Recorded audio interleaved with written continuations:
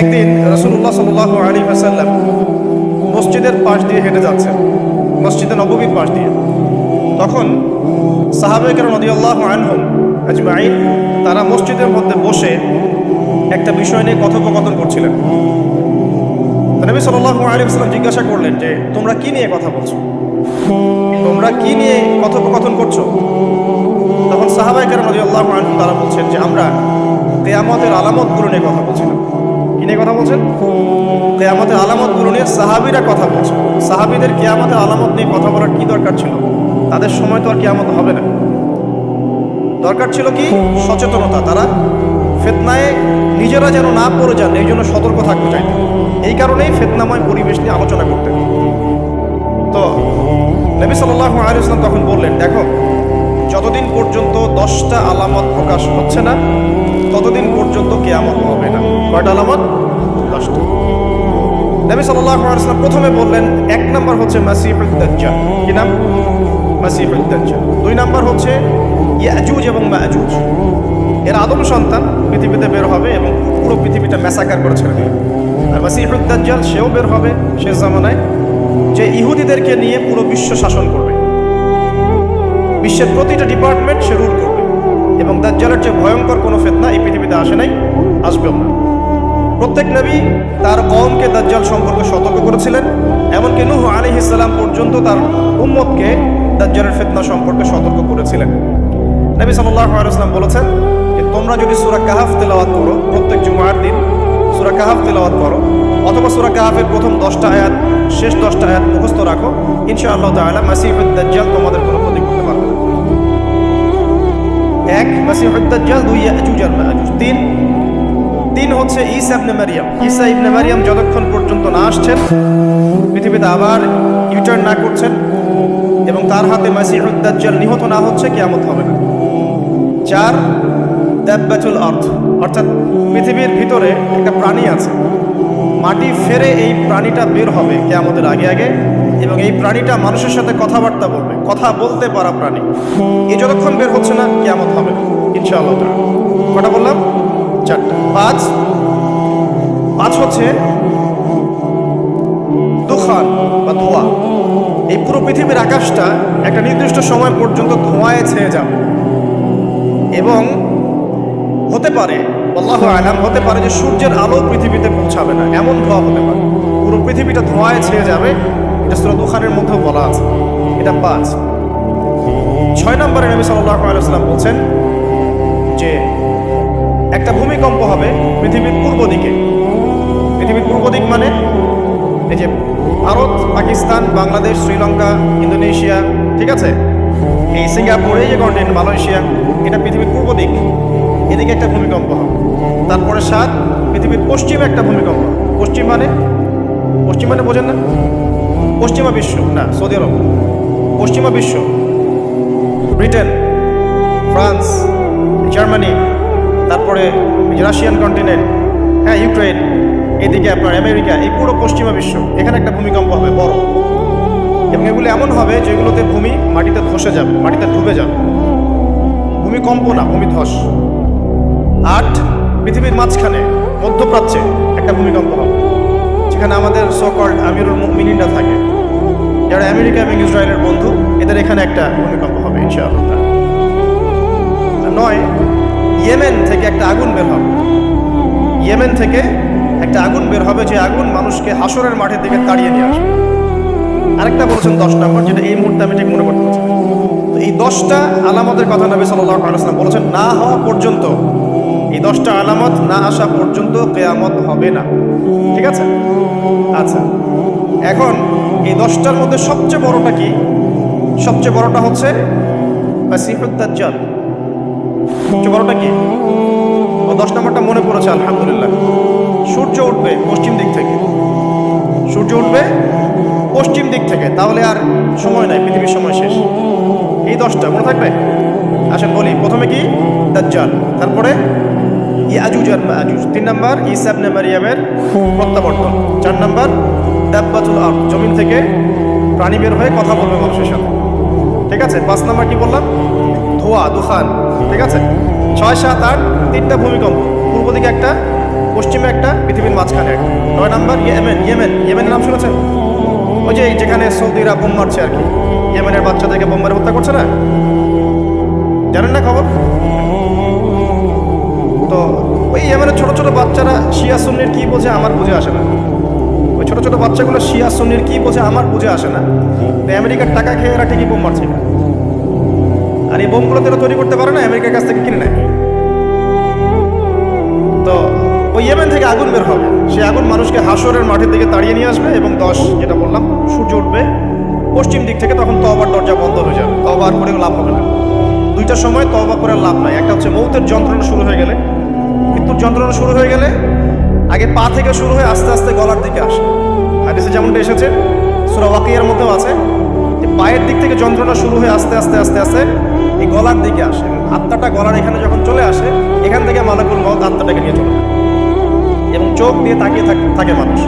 রুহটা চলে গেলে মানুষ চোখ দিয়ে তাকিয়ে থাকে, দেখবেন এই কারণে মৃত ব্যক্তি তাকিয়ে থাকে, চোখ খোলা থাকে। এবং তখন আসমান থেকে সিঁড়ি নামিয়ে দেওয়া হয়, ওই সিঁড়িতে করে আত্মা চলে যাচ্ছে, ও তাকিয়ে দেখে যে আত্মা চলে যাচ্ছে। এবং মানুষ মারা যাওয়ার পরে চোখ জীবিত থাকে অনেকক্ষণ। মেডিকেল সায়েন্স যারা পড়েছে তাদেরকে জিজ্ঞাসা করবেন, মানুষ ডেড হয়ে গেলেও চোখ দেখবেন আরও কয়েক ঘন্টা, হয়তো আরও নির্দিষ্ট একটা সময় পর্যন্ত চোখটা কিন্তু জীবিত থাকে। এই জন্যে চোখ বন্ধ করে দিতে হয়। যাই হোক, যেটা বলছিলাম যে মৌতের যন্ত্রণা শুরু হয়ে গেলে তওবা করে লাভ নাই, তওবার দরজা বন্ধ। আর পশ্চিম দিক থেকে সূর্য উঠে গেলে তওবা করে লাভ নাই, তওবার দরজা বন্ধ। এই 10টার মধ্যে সবচেয়ে বড়টা হচ্ছে মাসিহুদ দাজ্জাল। কেন বড়? কারণ নবী সাল্লাল্লাহু আলাইহি ওয়াসাল্লাম নিজে বলেছেন, পৃথিবীর ইতিহাসে আদম আলাইহিস সালাম থেকে শুরু করে মুহাম্মদ সাল্লাল্লাহু আলাইহি ওয়াসাল্লাম পর্যন্ত এই যে লক্ষ লক্ষ নবী রাসূল এসেছেন, পৃথিবীর এই যে শত লক্ষ বছরের হিস্ট্রি, এর মধ্যে দাজ্জালের যে ভয়ঙ্কর কোনো ফিতনা আসে নাই। নবী সাল্লাল্লাহু আলাইহি ওয়াসাল্লাম বলছেন, একজন মুমিন ব্যক্তি যদি দাজ্জালকে পেয়ে যায়, সে যেন তার সাথে সাক্ষাতের আকাঙ্ক্ষা না করে, কারণ সে তার সাথে সাক্ষাৎ করলে ঈমান হারা হয়ে যেতে পারে। সে এত বড় ফিতনা হবে, এত বিশাল ফিতনা হবে। এই যে ছোট্ট একটা ফিতনা সুদ থেকে কি আমরা মুক্ত থাকতে পারছি? সবাই সুদের মধ্যে পড়ে যায় নাই? এই যে মেয়েদের ফিতনা, মেয়েদের যে ফিতনা, বেহায়াপনা, এখান থেকে কি আলেম জালেম কেউ বাকি আছে? সবাই ফিতনায় পড়ে যাচ্ছে। ফেসবুকে ঢুকবেন, আপনি না চাইলেও আপনাকে দেখা যাবে নগ্ন ছবি দেখতে আপনি বাধ্য হচ্ছেন। টিভি দেখতে বসবেন, আপনি না চাইলেও নগ্ন ছবি দেখতে আপনি বাধ্য হবেন। এই যে ফিতনা, বাঁচতে পারছি না, সুদ থেকে বাঁচতে পারছি না, বেহায়াপনা থেকে বাঁচতে পারছি না। পর্নোগ্রাফি থেকে কেউ বাঁচতে পারে?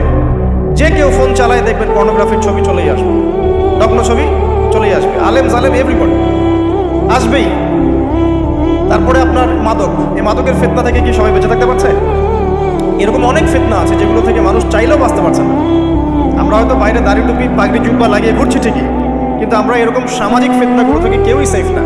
এই যে আপনাদের এলাকায় যে ফিতনাগুলো ছড়িয়ে পড়েছে, আস্তে আস্তে পারছে না, এমন ফিতনা বেড়ে যাচ্ছে। তো এগুলো যদি আমাদেরকে গ্রাস করে ফেলতে পারে, তাহলে এই পৃথিবীর সমস্ত ফিতনা একসাথে করলেও দাজ্জালের ফিতনার সমান হবে না। আমি বোঝাতে পারছি? পৃথিবীতে চলমান যত ফিতনা আছে, ব্যক্তিগত ফিতনা, পারিবারিক ফিতনা, সামাজিক, অর্থনৈতিক, পলিটিক্যাল, সব ফিতনাগুলো এক জায়গায় করলেও মাসিহুদ দাজ্জালের মতো ভয়ঙ্কর হবে না। এই জন্য নবী সাল্লাল্লাহু আলাইহি ওয়াসাল্লাম বলছেন, দাজ্জালের যে ভয়ঙ্কর কোনো ফিতনা আসেও নাই, আসবেও না। প্রত্যেক নবী আলাইহিস সালাম তার কওমকে এই ফিতনা সম্পর্কে সতর্ক করতেন। এমনকি এক্সাম্পল দিতে গিয়ে নবী সাল্লাল্লাহু আলাইহি ওয়াসাল্লাম বলছেন, নূহ আলাইহিস সালাম, ওই কত বছর আগের নবী, তিনি পর্যন্ত তার কওমকে দাজ্জাল সম্পর্কে সতর্ক করেছেন। সে কোথায় আছে? সে পৃথিবীতেই আছে। তার কি জন্ম হয়েছে? উত্তর হ্যাঁ, তার জন্ম হয়েছে। সে কি এখন আত্মপ্রকাশ করেছে? উত্তর না, সে এখনো মানুষের রূপে আত্মপ্রকাশ করে নাই। সে কাদেরকে নিয়ে বিশ্ব শাসন করবে? উত্তর জিউসদেরকে নিয়ে, ইহুদিদেরকে নিয়ে। দাজ্জাল কাদেরকে নিয়ে বিশ্ব শাসন করবে? ইহুদিদেরকে নিয়ে। আমার কথা কি বোঝা যায়? নবী সাল্লাল্লাহু আলাইহি ওয়াসাল্লাম বলেন, সে এত বড় ফিতনা, সে 40 দিন পৃথিবীতে বিচরণ করবে। কয়দিন? 40 দিন। যার প্রথম দিনটা হবে 1 বছরের সমান, দ্বিতীয় দিনটা হবে 1 মাসের সমান, তৃতীয় দিনটা হবে 1 সপ্তাহের সমান, এবং বাকি দিনগুলো হবে আমাদের দিনের মতোই। নবী করিম সাল্লাল্লাহু আলাইহি ওয়াসাল্লাম বিভিন্ন হাদিস থেকে বলেছেন যে দাজ্জাল সারা বিশ্বটাকে শাসন করবে। কিরকম? মানে সে ইলাহ দাবি করে বসবে। আল্লাহ পাক তাকে কিছু অলৌকিকত্ব দিবেন মানুষকে ফিতনায় পরীক্ষা করার জন্য। যারা ওর উপর ঈমান আনবে, দাজ্জালের প্রতি ঈমান আনবে, দাজ্জাল ওদেরকে জান্নাত দিবে। তারা এক হাতে থাকবে জান্নাত, এক হাতে জাহান্নাম। মানে অরিজিনাল জান্নাত জাহান্নাম নয়, কারণ জান্নাত জাহান্নাম কি হাতে নিয়ে ঘোরা যায়? যায় না। আমাদের কিছু প্রোটেস্ট্যান্ট মুসলিম ভাই আছে, তারা মনে করে যেটা হাদিসের শব্দ ওইটাই, মানে হাদিসে যেটা শব্দ সেটাই, এর কোনো ইন্টারপ্রিটেশন ব্যাখ্যায় তারা বিশ্বাস করে না। তাহলে এক হাতে জান্নাত এক হাতে জাহান্নামের ব্যাখ্যা আপনি কি করবেন? সত্যি সত্যি কি হাতে জান্নাত জাহান্নাম নিয়ে কেউ ঘুরতে পারে? পারে না। মানে কি? মানে হচ্ছে যদি কেউ দাজ্জালকে অনুসরণ করে, তার আনুগত্য করে, দাজ্জাল তাকে জান্নাতের নাজ নেয়ামত দিবে, পৃথিবীতে নাজ নেয়ামত দিবে, সে স্বাচ্ছন্দ্যে থাকবে, তার ফাইন্যান্সিয়াল অবস্থা ভালো হবে, তার স্ট্যাটাস ভালো হবে, পৃথিবীতে ভালো থাকবে। আর যদি কেউ দাজ্জালকে অস্বীকার করে, তার বিরুদ্ধে দাঁড়ায়, তখন দাজ্জাল তাকে অত্যাচার করবে, অন্যায় করবে, জুলুম করবে, তার অবস্থা পৃথিবীতে হেয় প্রতিপন্ন হয়ে যাবে, জান্নাত জাহান্নাম। দাজ্জাল এর বাহন হবে একটা গাধা। নবী সাল্লাল্লাহু আলাইহি ওয়াসাল্লাম বলছেন সেই গাধার লম্বা প্রশস্ত কান থাকবে, যেই কানের নিচে কত হাজার মানুষ আশ্রয় নিতে পারবে। এখন এটা কি সত্যিকারের গাধা? দাজ্জালের কানের কথা বলা হচ্ছে, এই কানটা কি সত্যিকারের কান? যার নিচে এমন কোনো গাধা কি আছে বড় কানওয়ালা যে আকাশে উঠতে পারে? এমন কোনো গাধা কি আছে যে আকাশে উঠতে পারে, যার বড় কান আছে, যার কানের নিচে হাজার হাজার মানুষ আশ্রয় নিতে পারে? আছে? নাই। তাহলে নিঃসন্দেহে এটা বাস্তবিক গাধা বোঝানো হচ্ছে না, বোঝানো হচ্ছে এমন কোনো বাহন যেটা আকাশ ফ্লাই করতে পারে এবং এত অত্যাধুনিক হবে যার যার পাখার নিচেই হাজার মানুষ আশ্রয় নিতে পারে। এয়ারক্রাফট হতে পারে, আল্লাহু আ'লাম। এক কথায় সংক্ষিপ্ত করে বোঝেন, দাজ্জাল পুরো বিশ্বটাকে রুল করবে, শাসন করবে। ঠিক আছে? কাদেরকে নিয়ে শাসন করবে? কাদেরকে নিয়ে? ইহুদিদেরকে নিয়ে। আচ্ছা, ইহুদিদের মধ্যে দুটো ভাগ আছে। এক ভাগ হচ্ছে সত্যিকার অর্থেই কিছু কিছু ক্ষেত্রে তারা তাওরাত, নিজে জাবুর, ইনজিল এগুলোর প্রতি একটু মানে অনুগত আর কি। আরেকগুলো আছে বেশিরভাগই এরা হচ্ছে বদ প্রকৃতির।